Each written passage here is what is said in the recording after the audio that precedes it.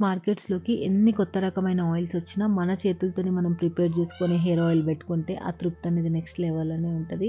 So, virgin coconut oil 1 cup తీసుకుంటే 4 spoons of olive oil, 8 spoons of castor oil వేసి అందులో మెంతులు, kalonji seeds, కరివేపాకు, ఒక 5-6 లవంగాలు అండ్ మందార పువ్వులు వేసేసి మంచిగా ఉడకబెట్టుకోవాలి. సో, ఇదంతా సిమ్‌లోనే చేయాలి. ఈ ఆయిల్ పెట్టుకోవడం వల్ల హెయిర్ అనేది చాలా సిల్కీగా, స్మూత్‌గా అయితది. మెయిన్‌గా కర్లీ హెయిర్ ఎవరైనా ఉంటే మాత్రం మీరు డెఫినెట్‌గా ట్రై చేయాల్సిన ఆయిల్ ఇది. నాది, మా అక్కది బాగా కర్లీ హెయిర్. కర్లీ హెయిర్ మంచిగా హెల్తీగా ఉంటేనే ఆ లుక్ అనేది బావుంటది.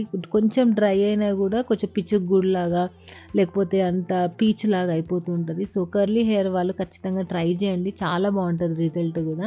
ఆయిల్ పెట్టుకొని మంచిగా మసాజ్ చేసుకొని 2 అవర్స్ తర్వాత హెడ్ బాత్ చేసి లేకపోతే ఓవర్ నైట్ పెట్టేసుకోవచ్చు. అండ్ కరివేపాకు కొంచెం క్రిస్పీగా అయినప్పుడు దీన్ని పక్కన పెట్టేసుకొని వడబోసేసుకొని డైలీ రెగ్యులర్‌గా